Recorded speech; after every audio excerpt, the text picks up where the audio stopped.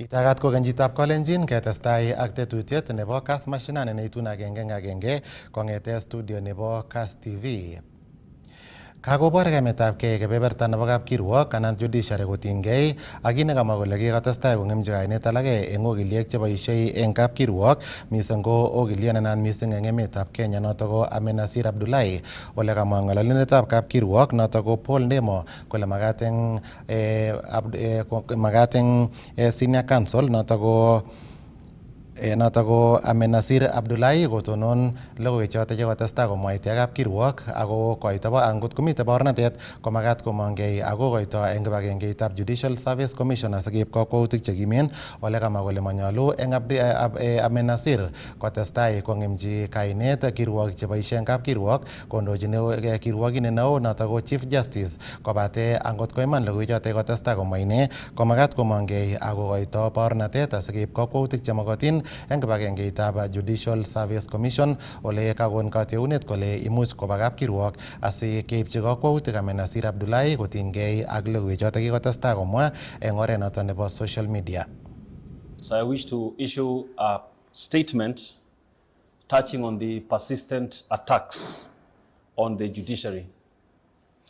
On the 20th of May 2025, the judiciary took the unprecedented step of requesting the Director of Public Prosecutions to call for investigations into the conduct of Senior Counsel Amenasir Abdullahi, who has consistently disparaged the judiciary, its leadership, and judges with relentless but baseless claims of corruption.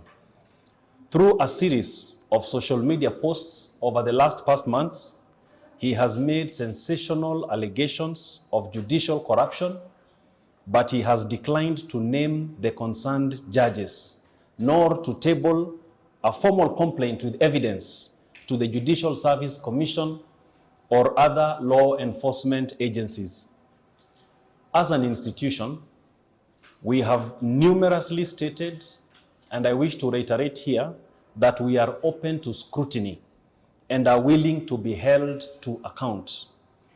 It is in that light that we have consistently urged persons with credible complaints of misconduct to present them for processing through the appropriate channels.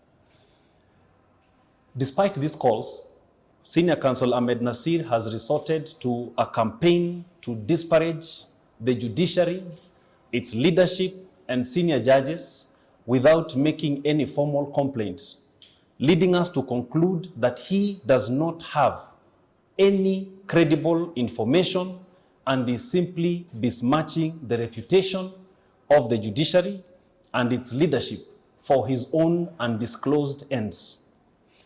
This pattern of conduct is not only unbecoming and unprofessional of an advocate with the status of senior counsel, but potentially serves to erode public confidence in the judiciary and eventually undermine the rule of law, which is one of the ideals upon which our constitutional democracy is founded. In the constitutional architecture of democratic states such as Kenya, the judiciary is established as the last bastion for the realization and the defense of rights and freedoms of all individuals. Judges, judicial officers, and staff under the judiciary work under extremely difficult and constrained environments, if only but to deliver on this constitutional promise. The judiciary must therefore, whilst being held accountable, be jealously defended and supported by all well-meaning people. And while we respect the freedom of speech, which is constitutionally guaranteed, there are limits to this freedom, and it cannot be abused in a manner that stokes public mistrust in the judicial system. Free speech must be exercised responsibly. Kenya is greater than any single individual. No one is above the law. And I repeat, no one is above the law. No one should be allowed to parade their impunity and mock the very constitution that holds the fabric of this country together. We need not remind Kenyans of what can happen when the general populace loses confidence in the court system. Our country has gone through a traumatizing moment in its history, largely due to mistrust in the judicial system and allegations that send us back into this painful moment should not be taken lightly or entertained. Such misdirected, callous, and casual and reckless conduct makes us wonder what exactly is the agenda of Mr. Ahmed Nasir. We therefore reiterate our call to the Director of Public Prosecutions to take appropriate action within his constitutional mandate.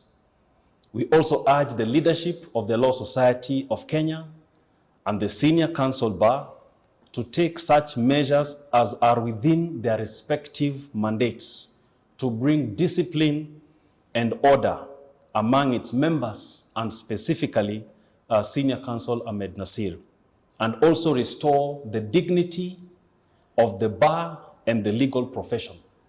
Only then shall the bar and bench retain the respect and trust that they ought to have for each other and from the public at large. Thank you very much. So what we are really saying here is that an individual cannot be allowed to parade their impunity, have a place really to talk without an iota of evidence, and just want to besmirch individuals and an entire institution. There must be some sense of responsibility. No one is greater than this country. And such baseless allegations, when allowed to continue, lead this country in a very dangerous path. And we know where this country has been when there are allegations that cannot be substantiated and that therefore make the populace lose confidence in a critical institution like the judiciary. And I have said, and we have said time without number, that we are open to be held to account. And there are measures that we have taken as an institution to ensure that there is accountability that is being upheld. And we are open. And we are also open to suggestions that can help us improve on our systems and on our processes. But to have baseless allegations made without any evidence for purposes that are not defined consistently for months, we don't know what exactly Senior Counsel wants accomplished. We wonder, what exactly is he up to? And as Kenyans that promulgated this constitution, it is important that we defend this constitution. This constitution is for every Kenyan, and it's supposed to help and promote the rule of law and better the lives of all individuals. Kwa hivyo, lazima tuwe na hiyo hali ya kujua kwamba hii nchi ni ya kila mtu. Haiwezekani kwamba mtu mmoja ndiye anajichukulia mamlaka ya kuweza kutusi yeyote ambaye anataka kumtusi. Kile ambacho anasikia kusema, anaketi pahali anaketi na anasema vile anataka, na bila kujali vile anavyosema, je, wananchi wataichukua namna gani? Na kwa sababu ni wakili ambaye ako na heshima zake, watu wanaweza kuamini kile ambacho anakisema. Lakini tuna hofu kwa sababu wakili ambaye ako na cheo kama chake akiongea vile anaongea na hakuna ushahidi wowote kila wakati, je, mwananchi wa kawaida atafikiria namna gani? Kwa hivyo tunasema kwa kweli, kama mtu anaipenda nchi yake, lazima awe na ushahidi kwa kitu ambacho anataka kukisema. La sivyo, basi tunajiuliza, je, njama yake ama agenda yake ama mbinu yake ni ipi kwa sababu ya hii nchi yetu ya Kenya na haswa katika hii mahakama. So let's just be clear. We are, again, let me repeat, I'm not saying we are accountable. We are committed to being held to account, but it should not just be allegations being made and then things just flying, some statements about, this may be satire. This is not a kindergarten drama festival where we talk about, any allegation and then we cannot prove it. And then we say, no, this is based on some satirical play or drama. This is not a kindergarten, drama festival. So please, this is a country that has got a great potential, and such conduct cannot and should not be entertained. And no one will succeed in causing this country to come down from all the hard-earned gains that have been gotten up to this point. Thank you very much. Yakatestai ak logoiwekab emet komitei county nebo Isiolo eng betutab rani Deputy President Professor Kithure Kindiki ole chikili ole testotai oret neo nengete Isiolo, Kulamawe, Modogashe, Samatar, Wajia, Tarbaj, Kotulo, Kobo, Elwak, Gare, Ramu, Mandera, Town Road noton nekiteche keboishe rabinik anan oret noton kobo kilomitaishek 750 ako kikipcheune kebeberwek 11 ak kekoito eng contractors tisab sikomuch kowangei chobetab oranata eng chokchinet. Karutochi Professor Kindiki kebeberta nebo kilomitaishek 87 nengete komasta nebo Kulamawe akoi Isiolo nekichobe keboishe rabinik cheite silingishek bilion 8.3. Wacha niseme ya kwamba nimefika hapa kuangalia ujenzi wa barabara kuu ambayo ni barabara ya kuunganisha mji wa Isiolo na mji wa Mandera katika sehemu ya kaskazini mashariki. Barabara hii ni barabara ambayo itagharimu bilioni 100 na itaunganisha counties za Isiolo, Meru, Garissa, Wajia na Mandera. Barabara hii ni takriban kilomita 749 na itapitia, ikitoka Isiolo itapitia hapa Kulamawe, kutoka Kulamawe itaendelea mpaka Modogashe, kutoka Modogashe itaendelea mpaka Samatar, kutoka Samatar itaingia mji wa Wajia, kutoka Wajia itaenda Tarbaj, kutoka Tarbaj itaenda Kotulo, kutoka Kotulo itaenda Kobo, kutoka Kobo itaenda Elwak, kutoka Elwak itaenda Gare, kutoka Gare itaenda Ramu na kutoka Ramu itaingia mji wa Mandera. Hii barabara kama nilivyosema itagharimu takriban bilioni 100 na tunaijenga kuanzia mwezi wa Septemba mwaka wa 2022 ndio ujenzi umeanza, na kwa sababu ni barabara ndefu na tunataka ikamilike katika muda wa miaka miwili, tumeigawanya mara 11, sehemu 11, na tumeipatiana kwa contractor 7. Contractor wengine wako na sehemu moja, wengine sehemu 2. Kwa hivyo contractor ni 7, lakini sehemu za hii barabara ni 11, ili kuhakikisha kwamba hii barabara inakamilika kwa muda ufaao. Sehemu hii ambayo niko saa hii nimekuja kuangalia sehemu 2. Kwanza Isiolo Kulamawe ambaye ni takriban kilomita 77 na inagharimu shilingi bilioni 8.3, na tayari lami imeanza kujengwa na hii sehemu itakamilika ifikapo Mei mwaka wa 2027. Vile vile nimekuja hapa kuona sehemu ya pili ambayo ni sehemu ya kuunganisha Kulamawe na mji wa Modogashe pale katika sehemu ya Garissa, na hii sehemu ni kilomita 113, 113 kilometers, na itagharimu shilingi bilioni 11.5.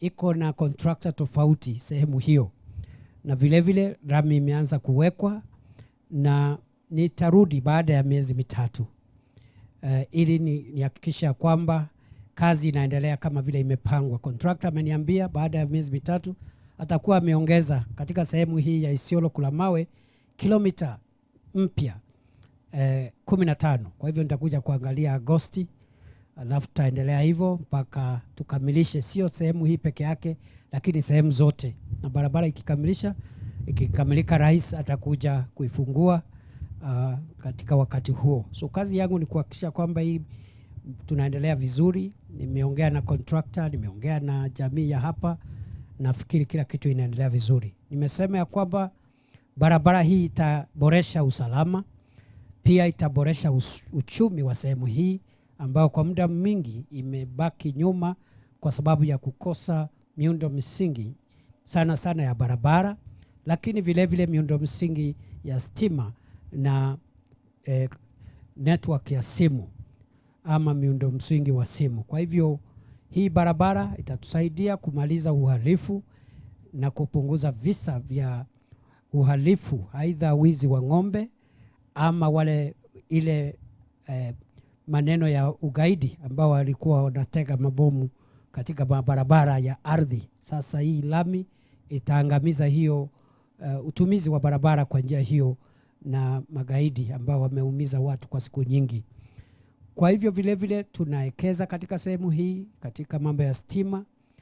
Hapa Isiolo peke yake tunaweka stima ya shilingi milioni 714 ya last mile connectivity, ya kuleta stima katika vitongoji kutoka Kina kwenda Merti, kwenda Yamicha, kwenda Basha na sehemu zote ambazo zinahitaji stima.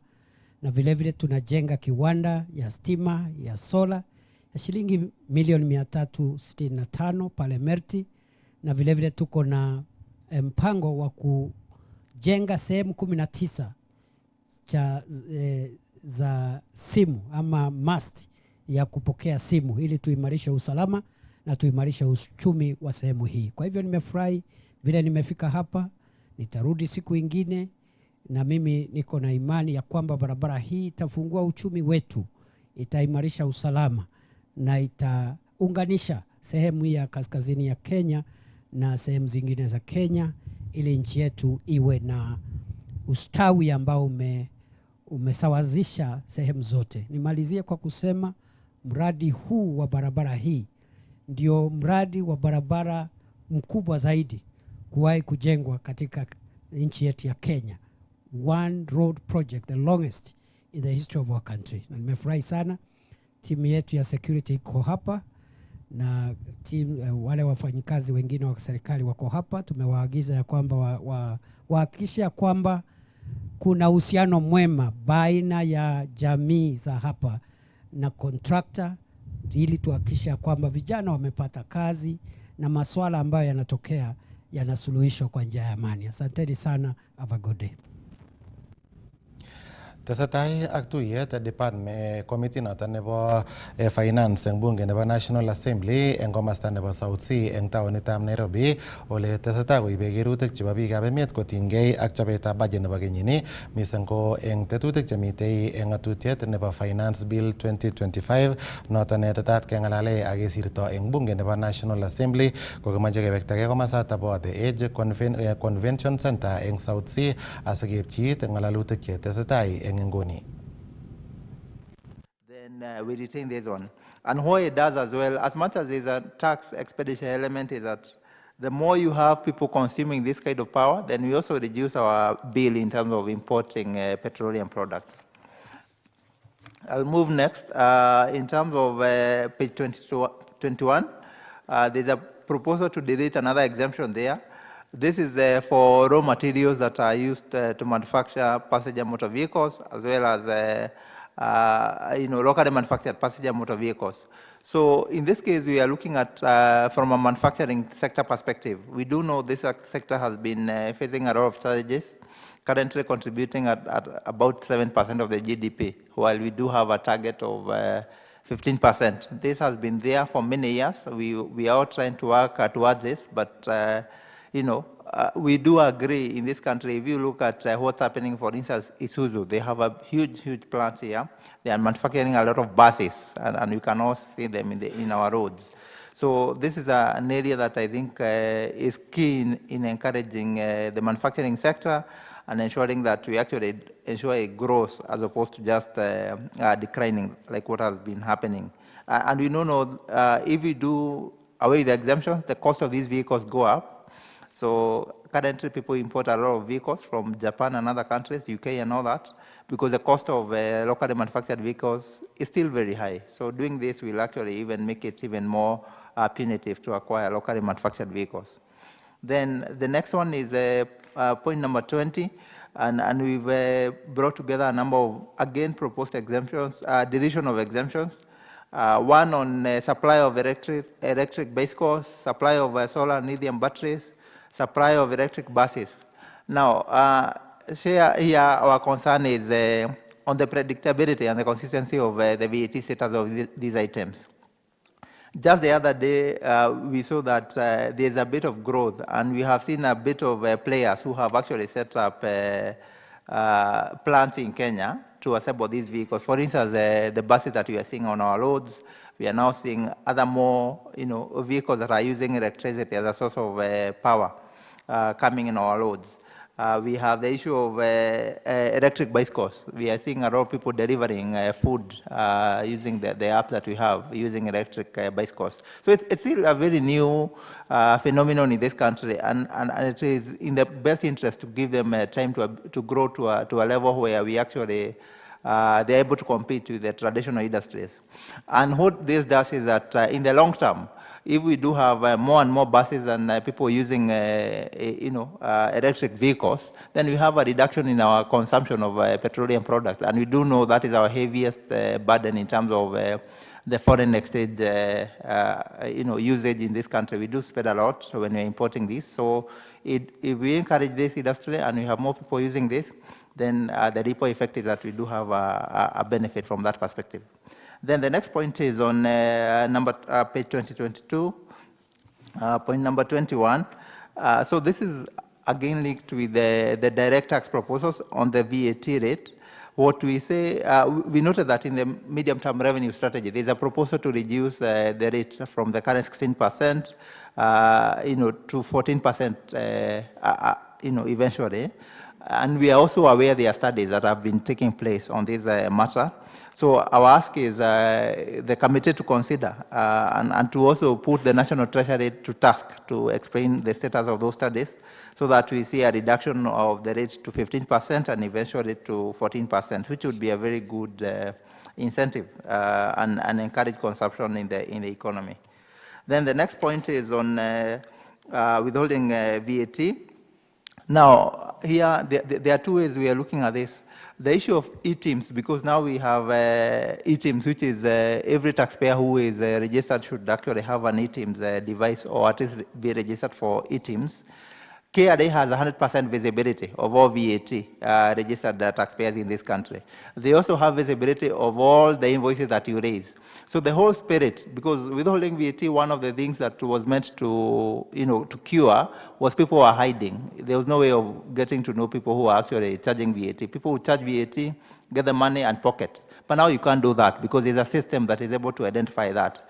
So the question first is, do we really need withholding VAT in the first place with the ATIMS system where KRA has 100% visibility? Maybe not.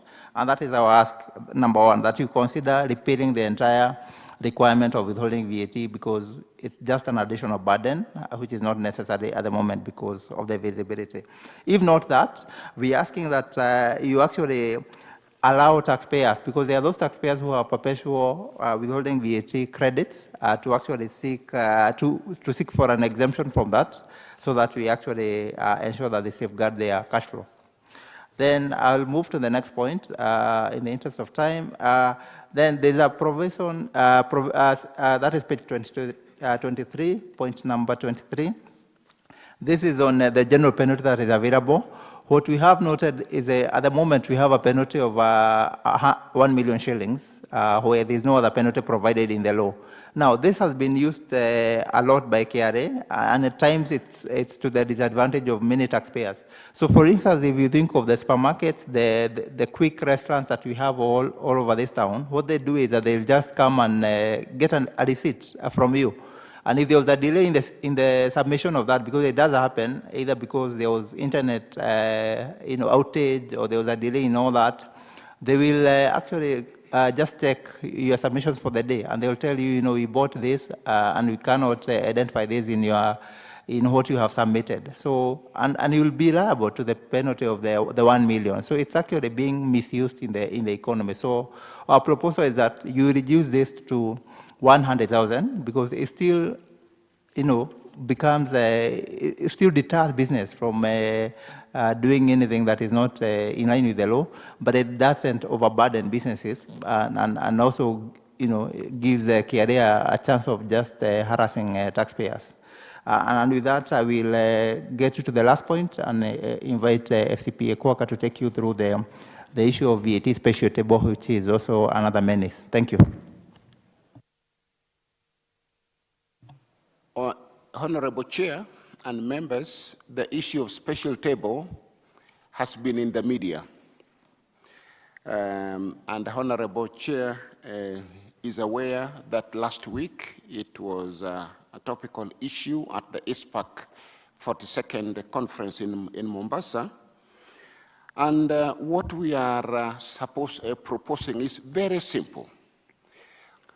One, the issue of special table is an illegality. Number two, we are pointing to a previous judicial review decision which said that it was not valid.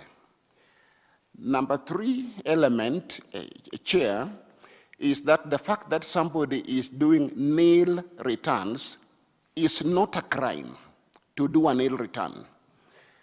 It is not a crime under the Income Tax Act, Cap 470, and it is not a crime under any other law.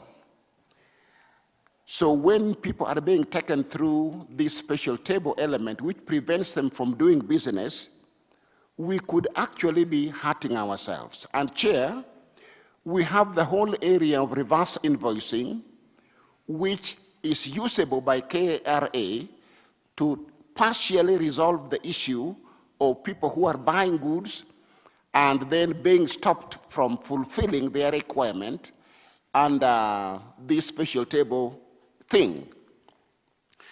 And we are asking and saying, as again, a matter of patriotism, Chair, that lots of young people are being affected, and we need to be sensitive to the environment involving young people. And of course, when people are stopped from doing business because of the special table, we are actually sabotaging revenue, Chair. We are sabotaging revenue. And what else should we say? Because when I am prevented from complying, and on the other hand, I am required to comply, it therefore means that there is something we are missing, because we are reducing revenue that we should be generating in the economy.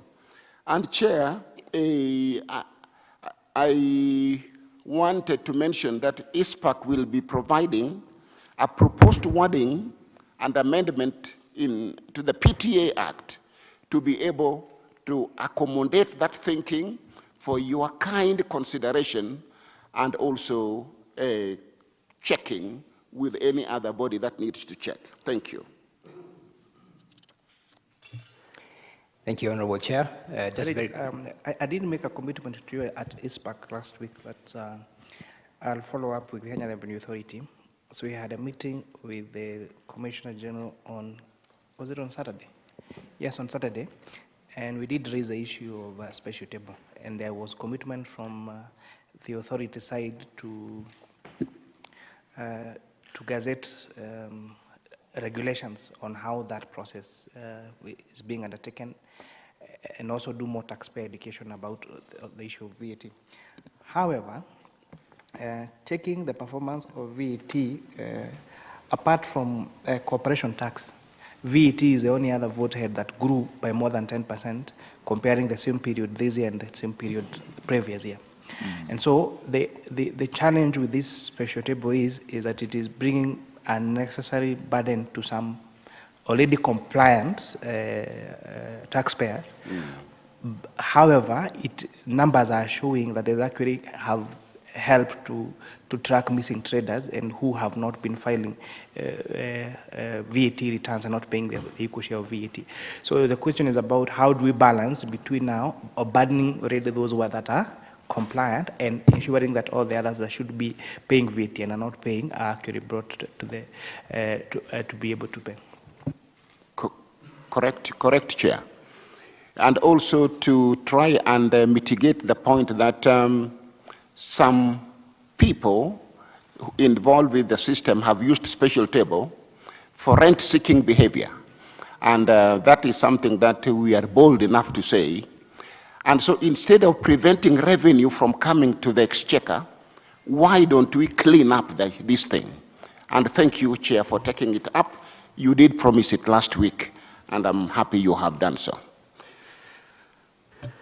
Thank you, Chair and honorable members. And just to perhaps, as we bring that argument to a close, perhaps the Chair would be aware that on 23rd of May, that is last week, there's a petition that was filed in the High Court challenging this particular issue. So it's really a pain point that we hope will be addressed sooner rather than later.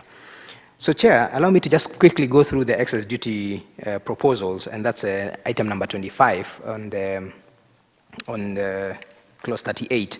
And really, Chair, what we're asking here is just a cleanup or a clarification, because the business laws amendment